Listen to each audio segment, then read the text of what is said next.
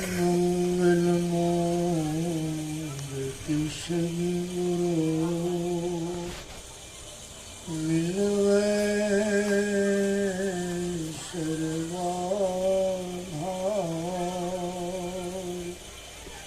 मंगलमय मंगल करो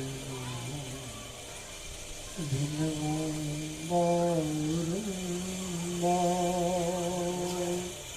ज्ञान विधि ज्ञान घन सद्गुरु शंकर रो। नमो नमो रघुवारे सकल सपोर। नमो धन्य धन्य सद्गुरु सुखद महिमा कही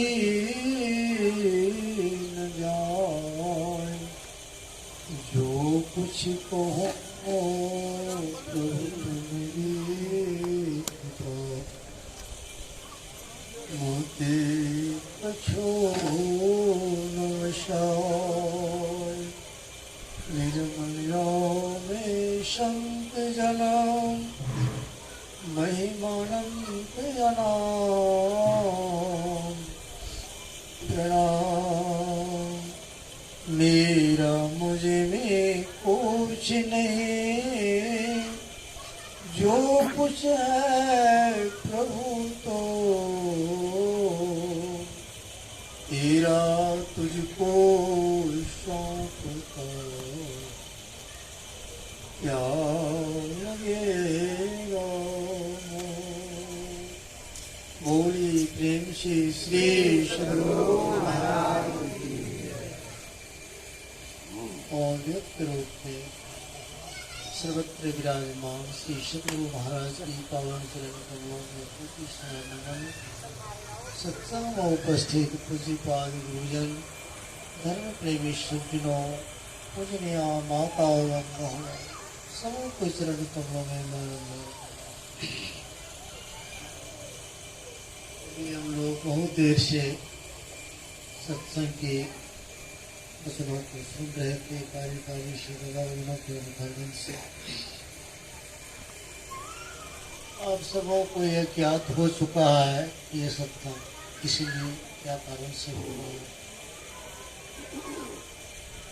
अरे हम लोग पाठ में सुन रहे थे, पाठ का आधार पर हम लोग सुने भी।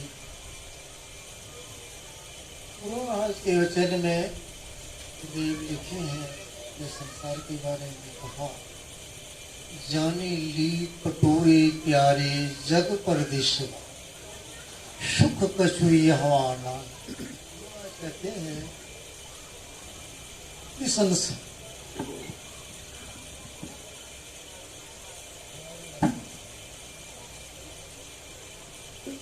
कहते हैं यह जग प्रदेश है, अपना देश नहीं। जैसे कोई प्रदेश जाता है उनको मन में लगा रहता है कि भाई यहाँ हमारा घर नहीं है, यहाँ से एक दिन अपना निज घर जाना हो। उसी तरह गुरु महाराज कहते संसार में हम आप जो आए हुए हैं यहाँ सदा कोई रह नहीं सकता। जितने आए सबको जाना पड़ा। हम आपका भी पारी कब जाने का आ जाएगा कोई ठिकाना नहीं। गुरु महाराज कहते जाने ली पटोरे प्यारे जग परदेशवा सुख कछुई हवा नहीं। यह परदेशवा काल के भिषवा जोर आवे दुख पाए।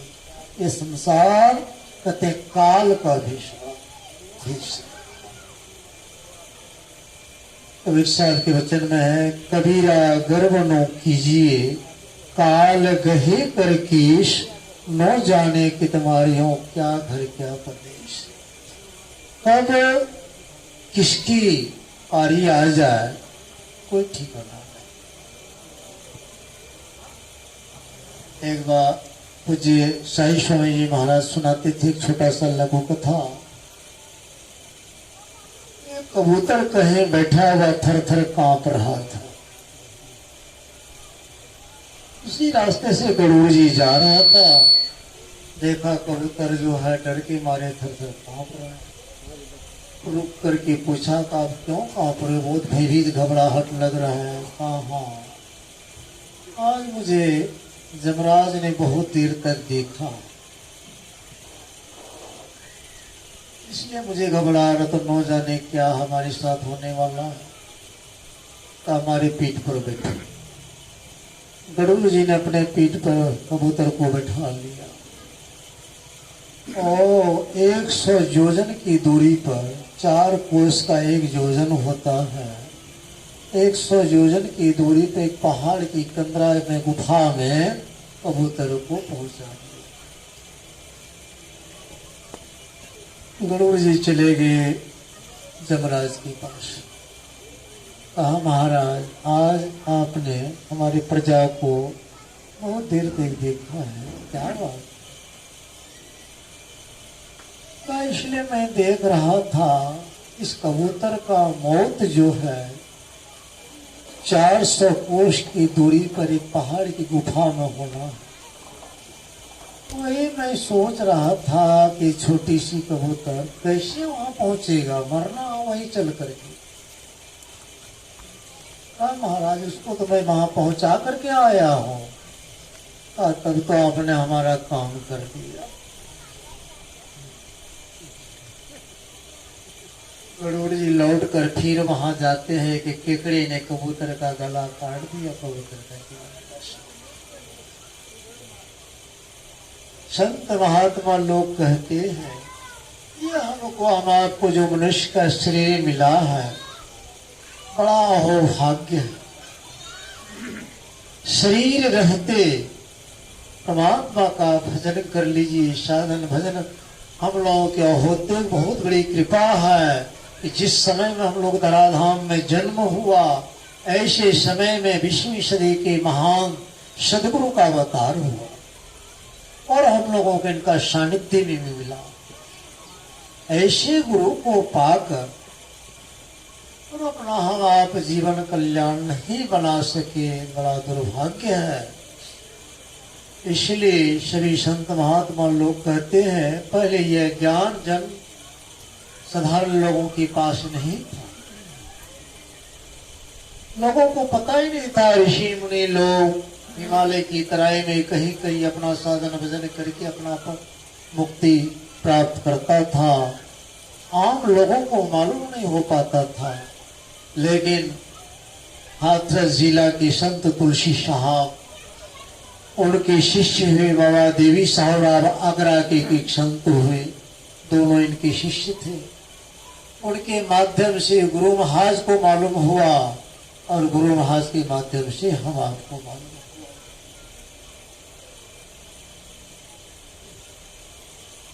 इसलिए कहा कि लोग पहले भटकते थे बाहर में, कोई सगुन पूजा करते थे, कोई निर्गुण पूजा करते थे, लेकिन वो भाई ने कहा थे अंत बने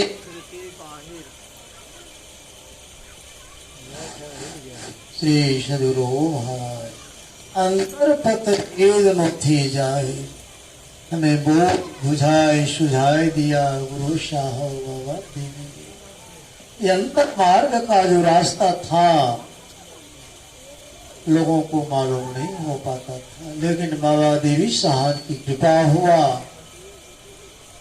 भागलपुर में गुरु महाशी पहले का एक आश्रम है पर्वती में, कुप्पा घाट में जब कुछ नहीं था उस बाबा देवी साहब ने इस समय में बना हुआ जो भागलपुर पर्वती में एक आश्रम है, वो हम एक बार गए थे तो लोगों ने बताया कि हाँ बाबा देवी साहब कई बार आए,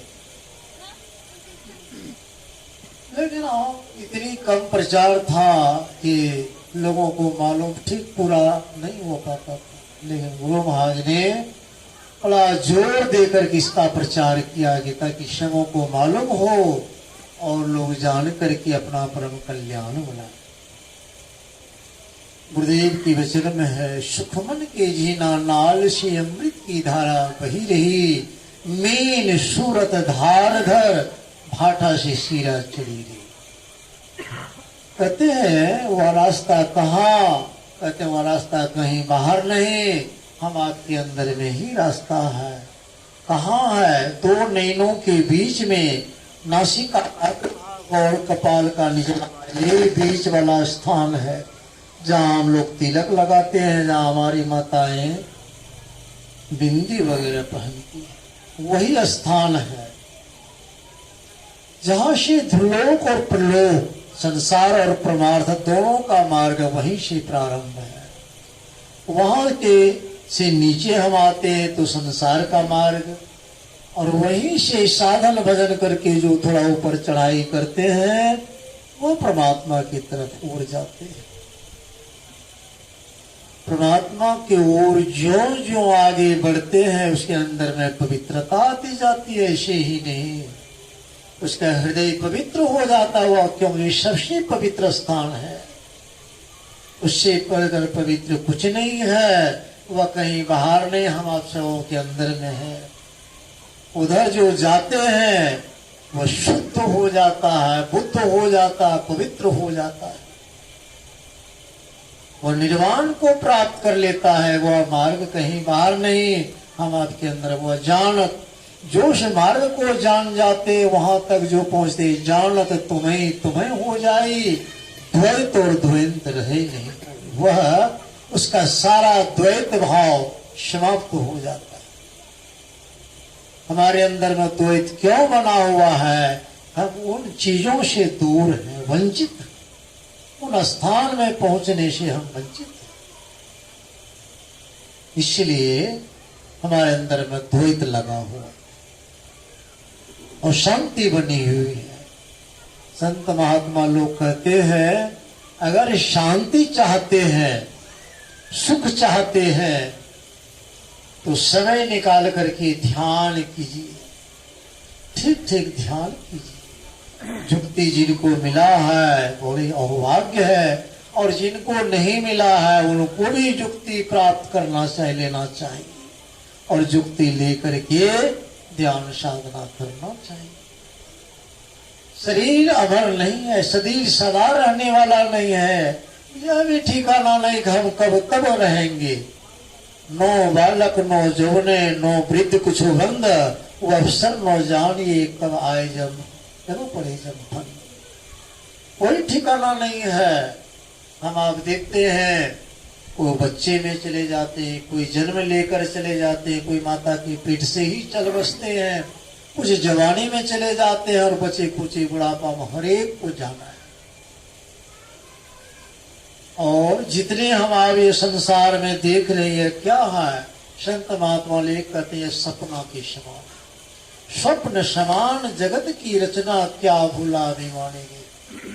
ये संसार एक सपना की समान, जिस प्रकार हम लोग रात्रि में स्वप्न देखते हैं, जब तक हम सपना की अवस्था में रहते हैं, अगर खुशी का सपना हो रहा है तो खुशी आपको आनंद हो रहा है, दुख का स्वप्न हो रहा है तो आपको आप दुखी हो रहे हैं। कब तक? जब तक आप सपना की अवस्था में हैं। उसी तरह यह संसार जो है, संत महात्मा लोग कहते हैं सपने के समान है। कब तक? जब तक हम आपका जीवन है।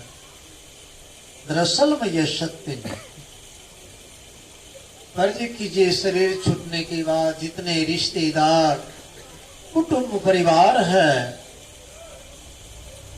कोई कहेगा कोई बात नहीं, घर का ही सदस्य है, इन्होंने बहुत एड़ी चोटी करके, बहुत परिश्रम करके इस भवन को मकान बनाया है, सभी परिवार को बनाया, सजाया, कोई बात नहीं, 2-4-10 दिन रहने तो। प्राण निकलते ही कोई नहीं कहेंगे, सब लोग यही कहेंगे चलिए इनको घर से बाहर कीजिए। अगर घर में शरीर छूटा है तो कहेंगे अगर नहीं है तो गली में कर दीजिए, आंगन में कर दीजिए, घर में नहीं रहने देंगे, बेड पर नहीं रहने देंगे। क्या इतना दुर्दशा है शरीर का, जिसके लिए हम आप एड़ी चोटी करते हैं, इतनी मेहनत करते हैं, प्राण निकलते ही सभी बिगाड़ा हो, कोई अपना नहीं। वीर साहब के वचन में है, मान मान यह तन तेरा, हीरा रत्न मोल है, विषयों के पीछे पड़ पगले कर रहा माटी मोल है। हीरा रतन अनमोल रतन तन प्रभु ने तुमको है दिया, इसको पाकर रे मन मूर्ख सोच भला तो क्या किया। कतम आपका शरीर, कत हीरा रतन, लेकिन हम लोग इसको मिट्टी के मोल में समय को बर्बाद करते। सुखदेव मुनि का जब जन्म हुआ, बताते कि 12 वर्ष माता के पेट में ही रह गए। माता के पेट से ही बोलते थे, बातचीत भी करते थे 12 साल तक। क्यों? कि बाहर मैं जाऊंगा, बाहर का हवा लग जाएगा, माया मोह का लग जाएगा, मैं परमात्मा को भूल जाऊंगा, इसलिए मैं बाहर नहीं जाऊंगा। इसलिए सुखदेव मुनि बाहर निकलते ही नहीं थे। बहुत समझाते थे लेकिन उनसे कोई पार नहीं पाता। अंतिम कहा, अच्छा ये बताइए, आपको 12 वर्ष माता के पेट में हो गया, थोड़ा सोचिए आपकी माता को आपके अंदर में रहने से कितना कष्ट हो रहा है। इसके जवाब में सुखदेव मुनि जवाब नहीं दी। सुखदेव मुनि जब बाहर निकले, रुका नहीं, चलते ही बना। पिताजी कहने लगे, रुको पुत्र, लेकिन रुका नहीं, चलते बना। जाते सुखदेव वेद व्यास जी महाराज पीछे पीछे जा रहे हैं, सुखदेव मुनि आगे भागे जा रहे हैं। बहुत दूर तक जब चले गए, अब पिताजी लौटेंगे नहीं, ऐसे समझाना होगा। तो देव जी महाराज रुक करके अपने पिताजी वेद व्यास जी महाराज को समझाने लगे, पिताजी आप लौट जाए। कहा, बेटा क्यों? थोड़ा माता से मुलाकात कर लो, कुछ बातचीत कर लो, फिर चले जाए, जो जैसी इच्छा हो। कहा, पिताजी आप मैं लौट कर नहीं। पिताजी मैं संक्षेप में 1-2 बात मैं आपको सुनाता हूँ इस संसार के बारे में, आप कहो। पिताजी एक बार में एक धोबी के घर में गधा के शरीर में थी। वह बेचारा धोबी रोज हमारे पीठ पर गरम गरम कपड़े रख करके और घाट पर, नदी के किनारे घाट पर धोने के लिए ले जाता था। गरम गरम कपड़े रखने के कारण हमारे पीठ पर फफोले पड़ गए थे, शरीर हमारा कमजोर हो गया था। एक दिन उस धोबी बेचारा को कहीं मेहमानी में जाना था, थोड़ा सा ज्यादा ही गरम गरम कपड़े हमारे पीठ पर रख दिया कि थोड़ा जल्दी धोकर समय निकलेगा, मैं जल्दी चला जाऊंगा। ज्यादा ही गरम हमारे पीठ पर रख दिया गरम गरम कपड़े। रास्ते में छोटा सा नाला, गंदा नाला पड़ता था, छलांग मारकर मैं टप नहीं सका, मैं कीचड़ में गिर गया। कीचड़ काफी था, हमारा पैर उसमें धस गया, हम निकल नहीं सके। वहीं पर हम बैठ गए। धोबी बेचारा गुस्सा के मारे का, आज मुझे जरूरी था, जल्दी जाना था, और आज इन्होंने हमको धोखा दे दिया। ओड़े था उनके पास, बहुत पिटाई किया गधा का, लेकिन कमजोरी के कारण वो उठ नहीं सका, वहीं पड़ा रह गया। तो भी बेचारा वहीं छोड़कर घर चला गया।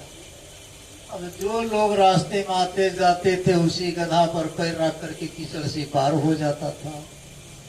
तो पिताजी कई दिनों के बाद हमारा प्राण छूटा, हमारी मृत्यु हुआ।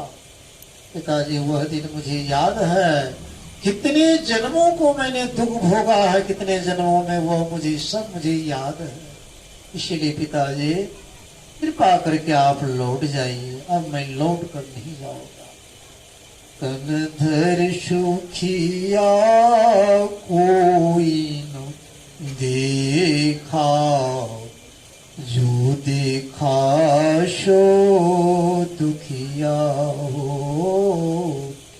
अवधू दुखिया भूपति दुखिया, रंक दुखी विपरीति हो। सुख दिवसारज दुख के डर से, गर्भ से माया त्यागी हो। कहते संसार में जितने भी शरीरधारी है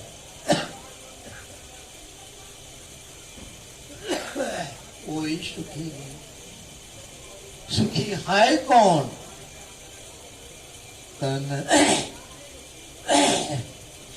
कहे कबीर सकल जग दुखिया, संत सुखी मन जीती हो। कहते एक संत ही सुखी है संसार, क्योंकि वह जीते जी परमात्मा को पाकर परमात्मा में हर हमेशा वह मगन रहता है। जो परमात्मा में मगन रहता वो क्या चाह गई चिंता मिटी मनमा बेपरवाह, और जाको कछु न चाहिए सोई शाम। एक राजा जंगल गए शिकार खेलने के लिए, तो जिसाई बाबा सुनाते थे कभी कभी, वहां एक मुनि बालक को देखा, बहुत कम उम्र का एक महात्मा बालक। राजा को बड़ा दुख, ये तो राजमहल में रहने के लायक है और ये जंगल में रह रहे हैं, ये जंगल में रहने के लायक, ये तो राजकुमार जैसा है। उस मुनि बालक से राजा ने कहा, देखो ये आप हमारे घर चलो और सारी व्यवस्था का मैं करो, आपको जंगल में रहने की कोई आवश्यकता। कहा महाराज कुछ शर्त है हमारा। कहा वो क्या? कहा देखिए मैं आपके घर तभी जाऊंगा, कहा वो मुझे खिलाइए, आप नहीं खाइए, भोजन कीजिए। आप मुझे वस्त्र पहनाइए, आप नहीं पहनिए।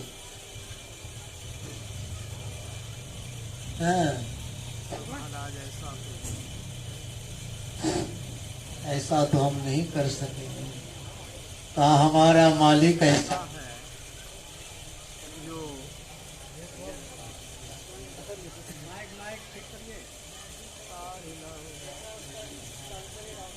हमारा मालिक ऐसा है जो स्वयं नहीं खाता है मुझे खिलाता है, स्वयं कुछ नहीं पहनता है मुझे पहनाता है।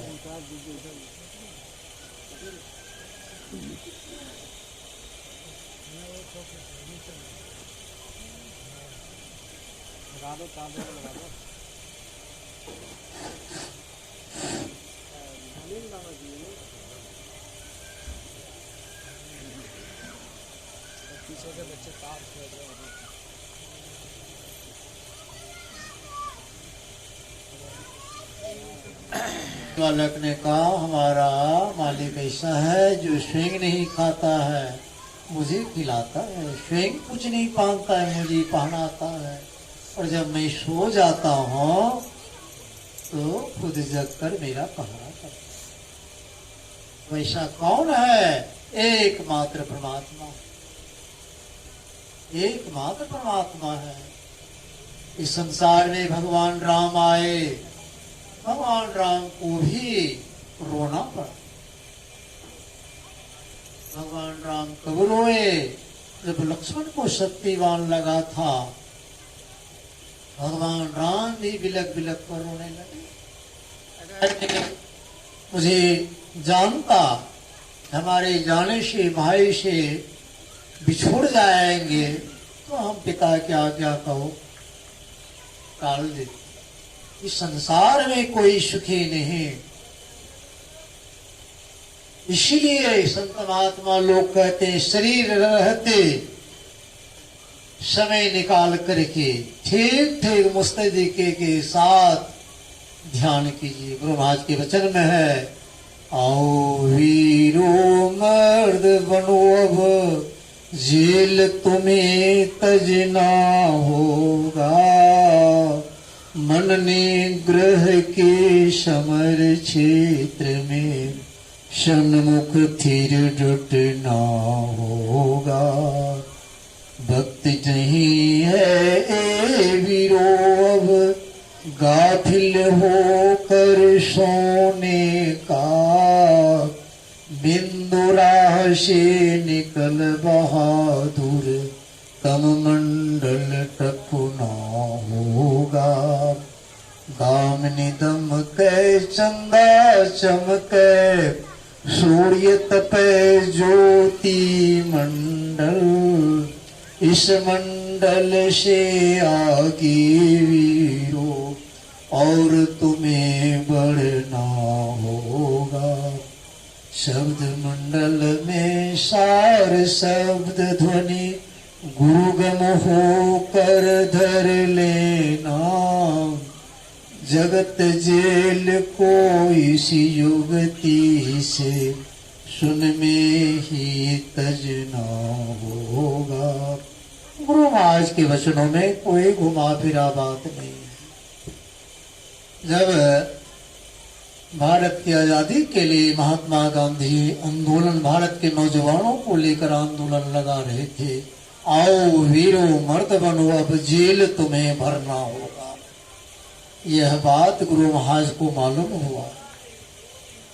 ये क्या करें, जेल तो जेल खाना है, यह करें जेल भरना होगा। गुरु महाराज ने इसी पद को सुन करके गुरु महाराज ने ये भजन लगाओ, वीरो मर्द बनो अब जेल तुम्हें तजना होगा। ये संसार तो जेल खाना है ये है, और करे भरना होगा। गुरु महाराज का नहीं तजना होगा। बिंदु राह से निकल बहादुर तम मंडल टपना होगा। तम मतलब अंधकार मंडल। हम आप आंख बंद करते हैं, घोर अंधकार दिखाई पड़ता है, लेकिन जो उसी अंधकार में रुक कर ठहर कर जो ठीक ठीक ध्यान करते हैं तो अंधकार ही नहीं आता है, उसके अंदर में धीरे धीरे प्रकाश होता है। इसलिए गुरुदेव के दूसरे भजन में कहा है, खोज करो अंतर उजियारी, दृष्टिवान कोई देखा है। खोज करो अंतर उजियारी, दृष्टिवान कोई देखा है। पीले नीले लाल सफेदी शाही सन्मुख आता है। छट छट छट छट बिजली छटक भोर का तारा दिखाता है। चंदा उगत उदय हो रवि हो, धूर शब्द मिल जाता है। खोज करो अंतर उजियारी, दृष्टिवान कोई देखा है। गुरु महाराज कहते हैं खोज करो अंतर उजियारी। हम आपके अंदर में ब्रह्म प्रकाश लबालब भरा हुआ है। ये हम आपका जो 3-4 अंगुलों का जो कपाल देख रहे हैं, सारा ज्ञान का भंडार भरा हुआ है। संत महात्मा लोग,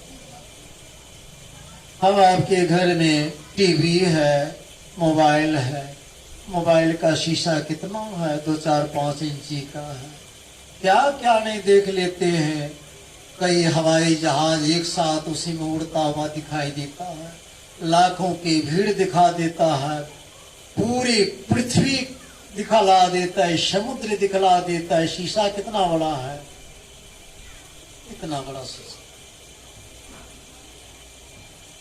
बनाने वाला कौन? यही हम आप में से मनुष्य ही बनाने वाला। इस हम आप को शरीर बनाने वाला कौन? परमात्मा। कहते हैं हम आपका ये जो मस्तिष्क कार है, स्वामी विवेकानंद जी महाराज ने यह मनुष्य का जो मस्तिष्क का अनंत ज्ञान का भंडार है, अछोर पुस्तकालय जिसका कोई और छोर नहीं। कितना इसके अंदर में ज्ञान है इसका कहा नहीं जा सकता, लेकिन हम उधर नहीं जा पाते हैं। नहीं जाने के कारण उस अखूट भंडार से हम वंचित रह जाते। और जो जितना उधर जाते हैं उसके अंदर में उतनी पवित्रता आती है। तो ये थोड़ा सा सेवा में कहा, सबों का सार यही है। बाबा देवी साहब ने शॉर्ट कॉट में थोड़े शब्दों में बाबा देवी साहब का महापरिवरान का जब समय हुआ, लोगों ने भक्तों ने पूछा, महाराज अब आप तो अंतिम समय में है, कुछ हम लोगों को उपदेश दीजिए। बाबा देवी साहब ने चंद शब्दों में कहा कि दुनिया वहम है, अभ्यास करो। यह दुनिया कहते हैं एक भ्रम है, सत्य नहीं है। जैसे रेगिस्तान में मेघा को लगता है कि दूर में पानी है, उतना दूर जाता है, फिर लगता है उतने दूर में, लेकिन पानी नहीं मिलता है। हम आपका भी यही हालत है, और थोड़ा कमा लेंगे सुखी हो जाएंगे, और ये घर बना लेंगे सुखी हो जाएंगे, ये काम कर लेंगे सुखी हो जाएंगे। ऐसे होते होते हमारा अंतिम समय आ जाता है और हमारा जीवन लीला समाप्त हो जाता है। तो ये थोड़ा सा कहा। बोलिए श्री सद्गुरु महाराज की।